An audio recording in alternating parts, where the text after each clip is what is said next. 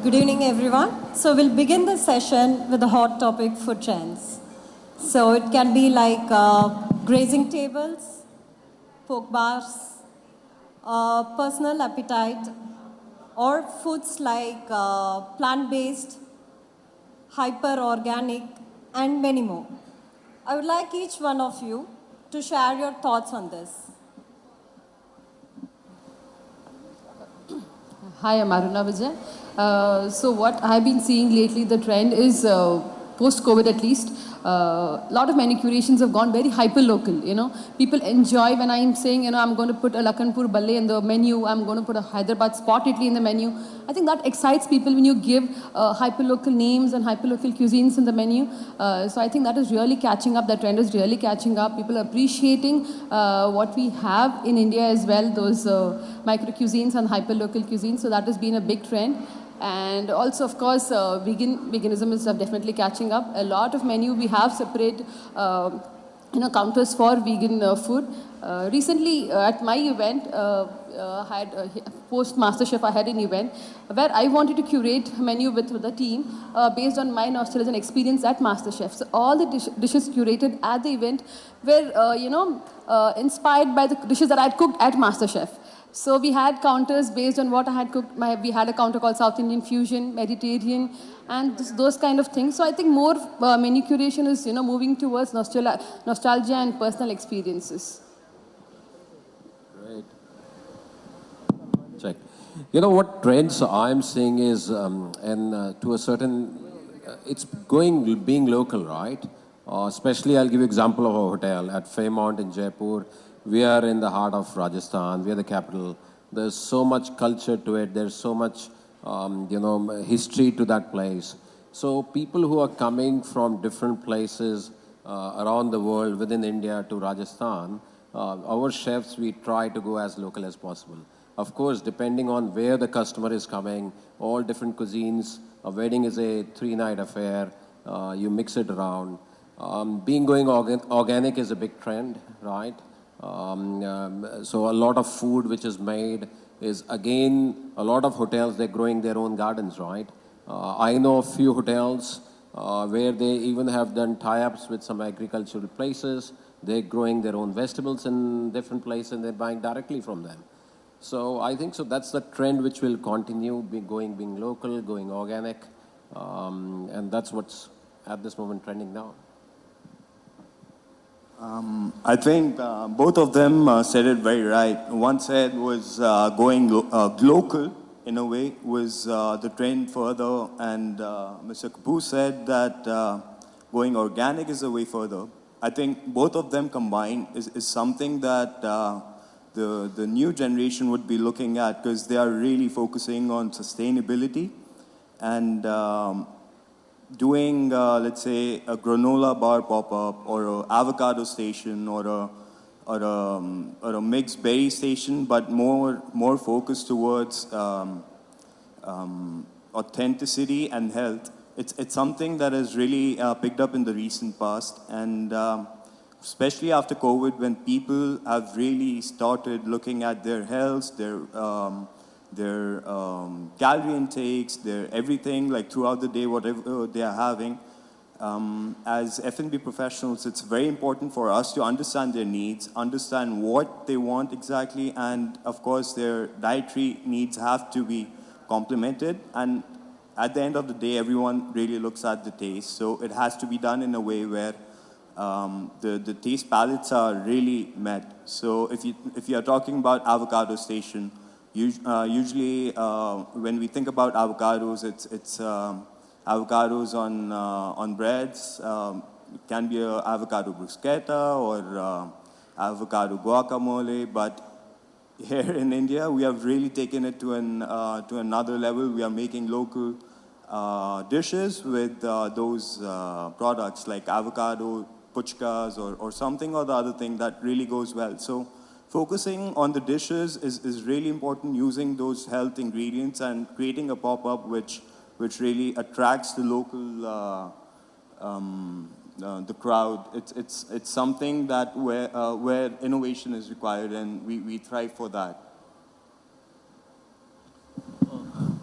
So, well, alcohol is alcohol. Trends come, go, but alcohol is just the trend. But yes, if I have to be honest, the trend in alcohol is changing. I mean, never have we thought that the kitchen will get into the bar, using avocado for making drinks, using edible flowers for making drinks, using edible paint for making drinks, edible gold for making drinks. So these are the things that people are traveling, like you correctly said, that people today are currently traveling. They know what's being explored. But the most important trend which has come into the bar post-COVID is no sugar drinks. Drinks that needs to be made without the use of sugar, because people have become health conscious, and that's also there in the food when you are working in the kitchen. But when it comes to bar, people are more health conscious, because when you have an aerated beverage, it contains good amount of sugar. Things like a Red Bull or a Coke or a Diet Coke still has sugar. So now the trend is that people want the bartenders, the bar team, the mixologist, or the people who are currently making their menus to develop a cocktail that is tasting nice, is flavorful, but is less of sugar. So the current trend is using no sugar at the bar. That's very nice thoughts from all of you. So there are plenty of food options in recent times. I had few of them asking me this. So this question could be, your answers could be pretty convenient for many to understand also. Today options are plenty. So as in wedding planners, it's becoming very, very difficult to approach a client to propose something. So my favorite part is coming up with stories like food and memories. Like that, each one of you will have an approach. I would like to hear from each one of you, because each one of your expertise is also different. Probably you can share your thoughts about this also. So like I just said, storytelling. Yeah. In simple line, how do you curate the menu? I think we should curate the menu keeping the couple's experience and their personal journey in mind. We should understand what is that they want to go in the menu, because a lot of times I've seen, like I've read recently that somebody wanted an entire setup to be the Sunday brunch, because as a couple they enjoy a Sunday brunch. The entire event was a concept like a Sunday brunch. So I think we should customize according to what the couples require and their experiences and their nostalgia. So Aruna, I would like you to share more experience on this point. Like as I suggested, probably a few people like food memories and stories like that.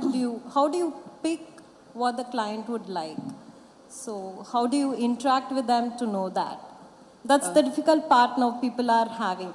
How to approach or how to make them understand what they would like.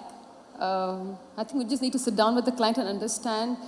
Say when I curate, for my event, when I curated the menu with my team, I wanted all the dishes that I had made at MasterChef. So the entire team sat down. We sat down for 3 days. We had a session. They saw all the episodes. They took the list of dishes that I had made over there, which they could adapt and curate a new menu out of that. So I think we need to sit down with the client or the couple, understand where they come from, or their childhood, their experiences as a kid. As a kid, I used to eat this. I want that in my wedding menu. So I think those little things is what makes very big difference, and that's what adds a personal touch to any menu. If I share experience what we do at Fairmont, those days are gone when hotels used to actually, or caterers used to give a checklist of choose 2 snacks and choose 4 dishes and choose whatever X number of desserts it might be. It's a thing of the past. What we do is we actually understand where the guest is coming from, where are all their guests are coming from. We try to, as a chefs, they sit down and understand how many events are there, what are the theme of the events. Sit down very closely with the wedding planners to understand what different concepts they are doing, or music, or different adventures they have in the particular evening. And then you create your menus which are suiting the particular evening or a lunch or a particular concept. We are going away from chefing dish, right? We want to be more food to be live, so it's more palatable. Today people are not just eating food from eyes, they are eating first from their Instagram, right? We want food to be as Instagrammable as possible, and of course palatable at the same time, right? And as I said, go as much as local possible. So you really need to understand the whole journey of the guest, 3 days of the celebrations, what they have planned. Each menu is curated based on the need of what your customers or your, if let's say a late night party has been designed for youngsters, then you make food based on that youngsters party, right? And if it's a late night party for elderlies, then you curate your cuisine based on what your music or your theme is. So it's all about understanding the needs, and then you go and keep on advising. So that's actually very well said. In India, usually it's not the groom and the bride getting married, it's the families getting married. I think we heard that yesterday as well. So there are 3 parts to plan out a menu, and of course you have to do it event-wise as well. So for a single night event, usually what we do at Seven Seas is sit down with the groom and bride, sit down with the family, and of course listen to their background, where they are actually coming from. Are they Marwaris, or are they Punjabis, or what is their base ethnicity? Because a lot of food choices depend on where they're coming from. If they are Marwaris, their inclination towards Rajasthani or Marwari food, it's way more. So the first thing is of course to understand where they're coming from, what are the choices made by the groom and the bride, what are the choices made by the families. Then accordingly you have to sit down, especially curate the whole concept, and it's the time for getting all the chefing dishes out and create live experiences. Yesterday we had Mr. Tulsian talking about his journey about gourmet foods and live presentations and live gimmicks which can be done around food. I think now is the time where we need really to push the stations which actually can go on Instagram, which actually also do go on Instagram. However, something which is out of the world, like recently we had Chef Gagan at Hyatt Residency in New Delhi.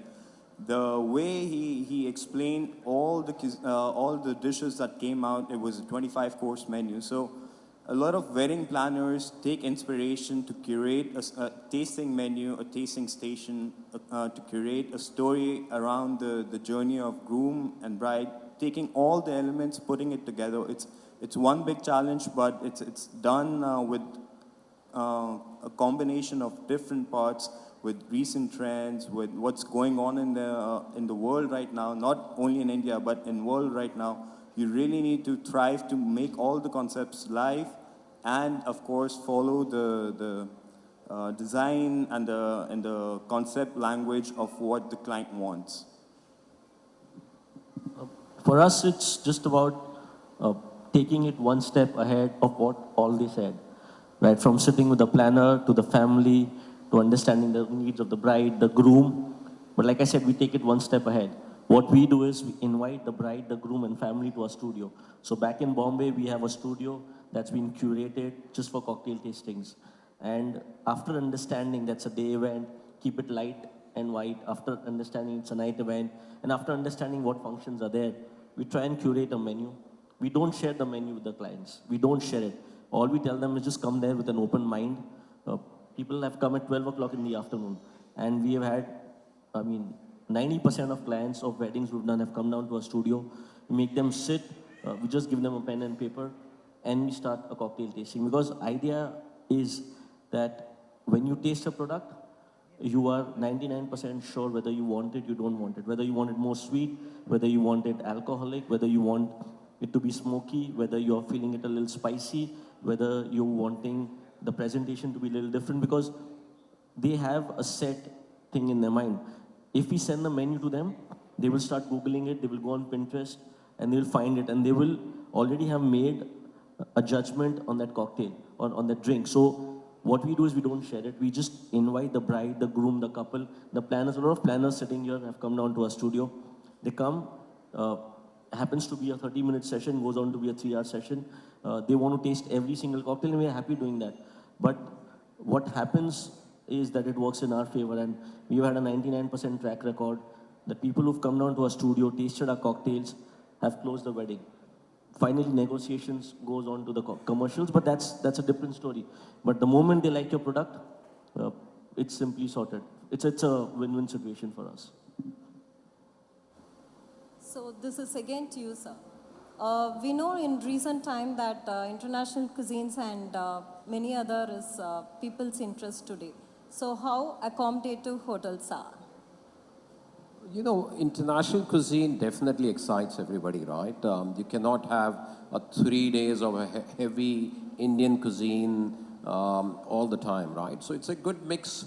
And good thing is between lunch, there's a high tea, you can play around with them. Late night menus, you can play around with them. And within the dinner, you can, with the live concept and the station concept, what we do, you play around with different concepts of cuisine, whether it's a Thai or a Chinese or a Pan-Asian, or you want to go with an Italian or a European, whatever, right? So you can have a mix of different cuisines worked out, again, depending on the clientele, depending on what event it is, how much extensive they want to go, and you curate it. And I can tell you, with the global cuisine and the Indian tadka to it, there's a lot of chefs who do innovations. They might have a international food, but they will still try to put some Indian touch to that.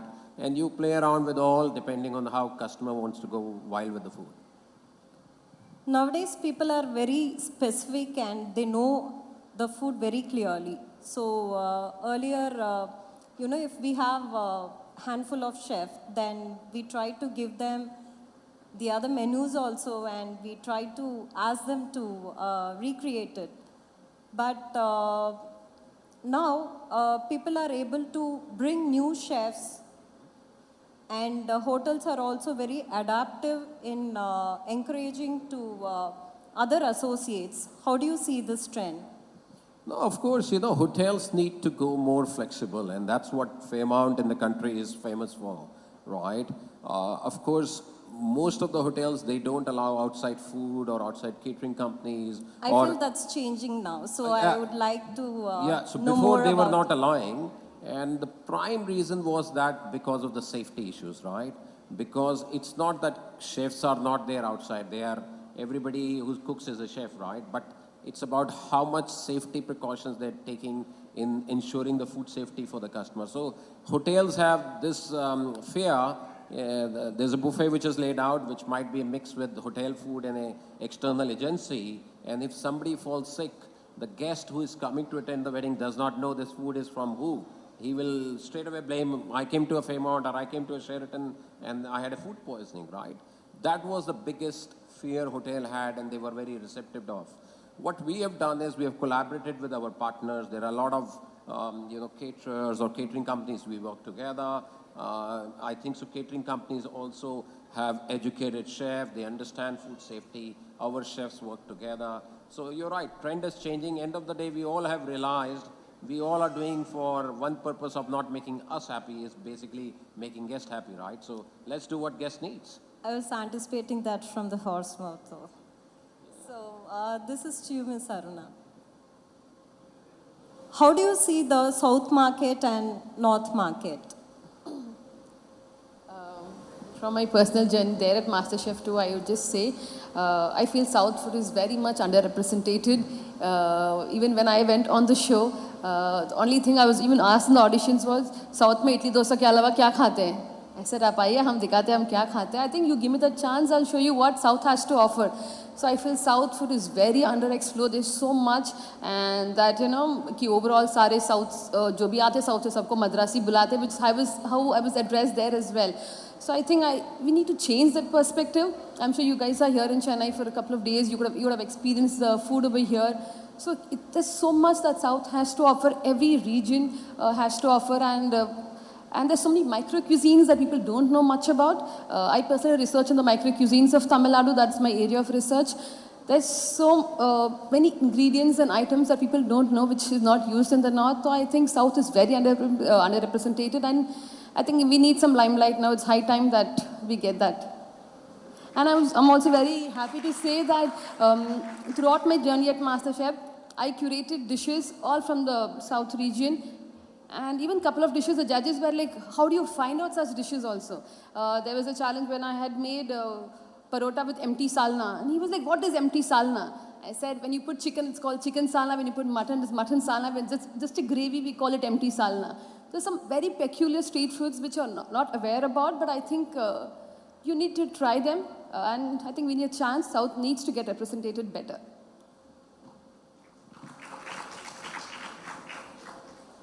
So, Mr. Pranav, I know the partying is picking up in recent times. So, what are the new things that people want? I know you already touched that line, but can you be sharing us some good experiences that you see now?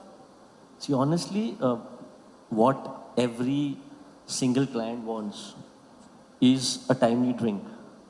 It's the experience, it's the taste.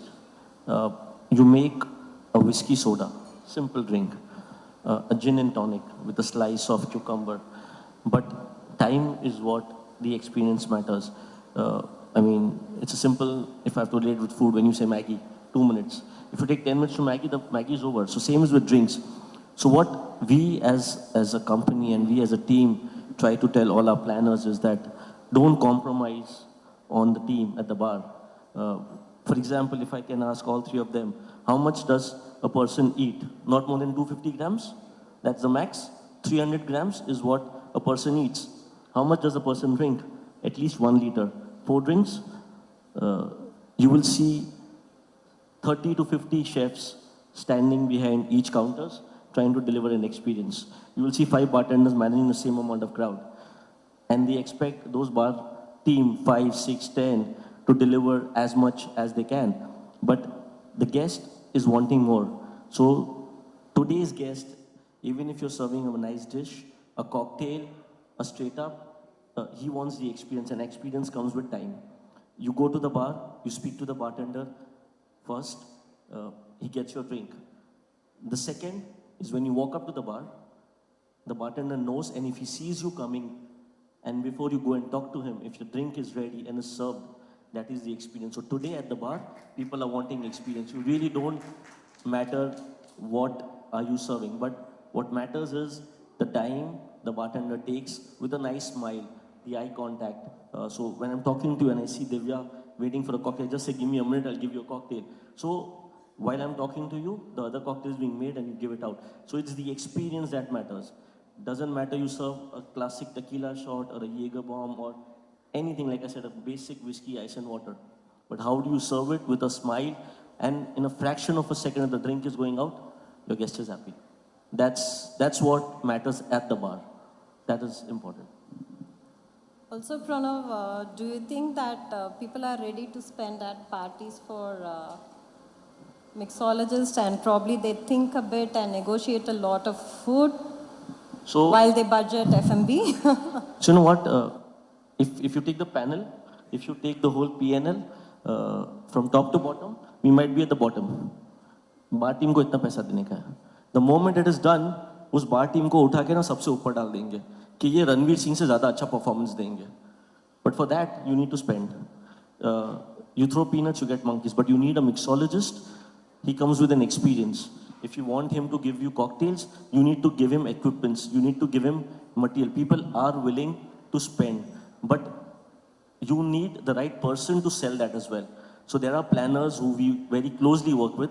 All they do is send the bride and the groom, and they leave it on us how we can sell it. It's a very simple example. If you're having a Glenlivet 25-year-old on the rocks, the best way would to serve it with an ice beer, a nice ice beer, and the drink will go. It won't dilute your drink. So for that, people are willing to spend, but they need to be educated. Today, people are going on Pinterest, people are going on Instagram, finding out things. But unless they don't see it live, they are not willing to spend. And people have the money. Trust me.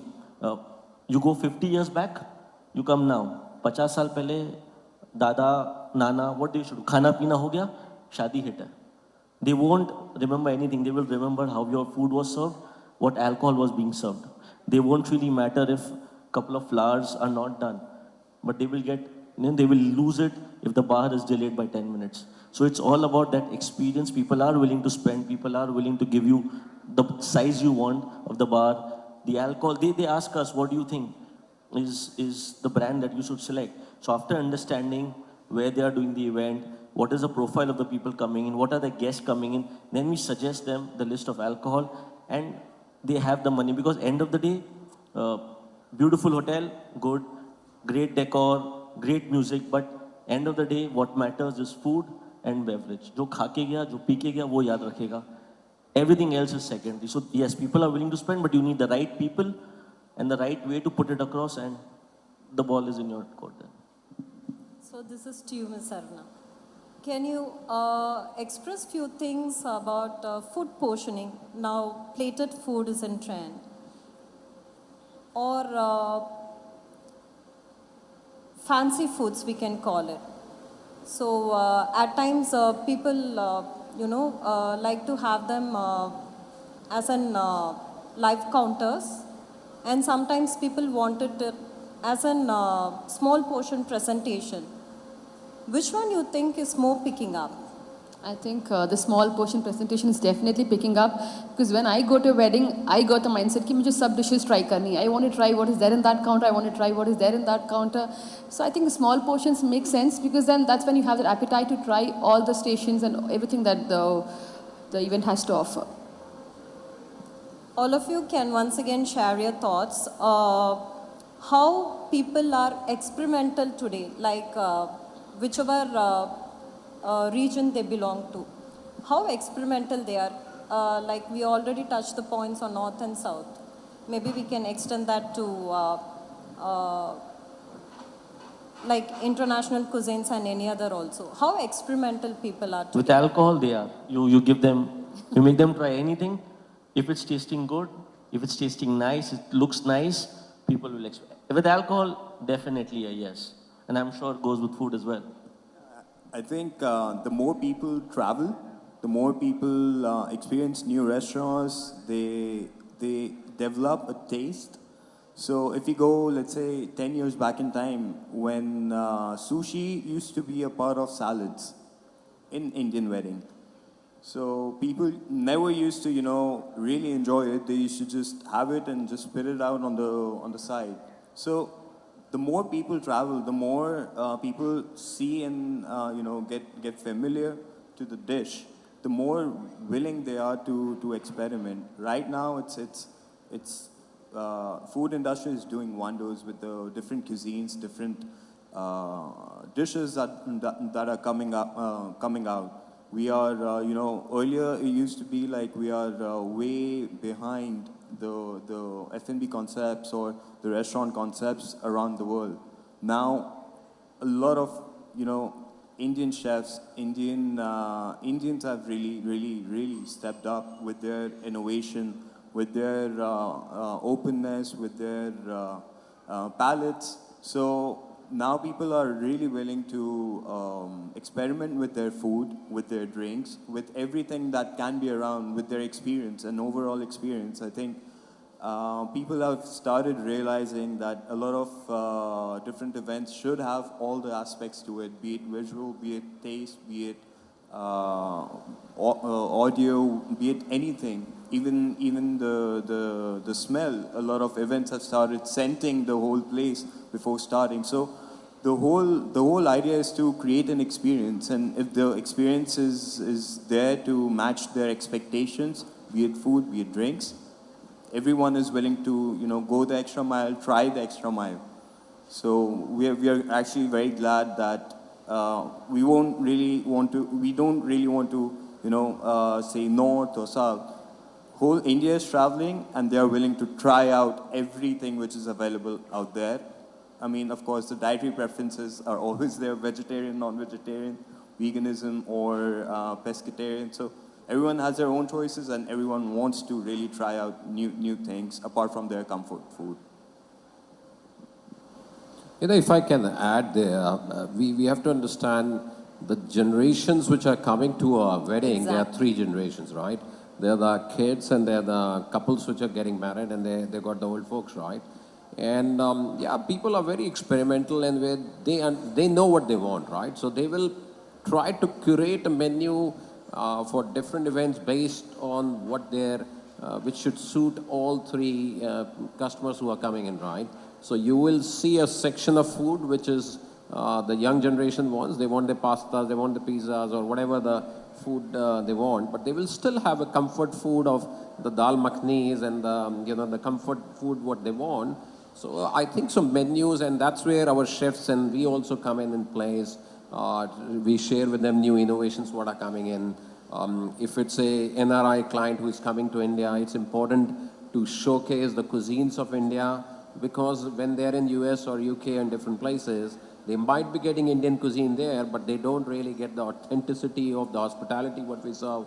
So in Rajasthan, the way we serve on the thalis, and it's very incredible, right? So it's a mix of experiences, a lot of thought process from the families, a lot of fact finding and showcasing what we want to really these customers to try, right, while they are in our country or in different cities.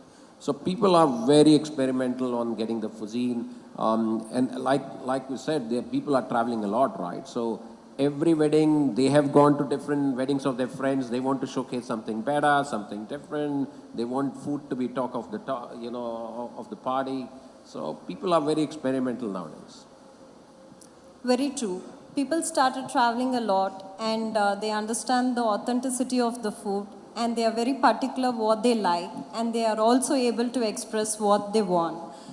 So one of the biggest issues when it comes to wedding food wastage, whenever this topic is raised, it's very difficult to give an answer. What do you have your opinions on this? I can tell you, we as Accor Hotels worldwide, we have a pledge to be sustainable, right?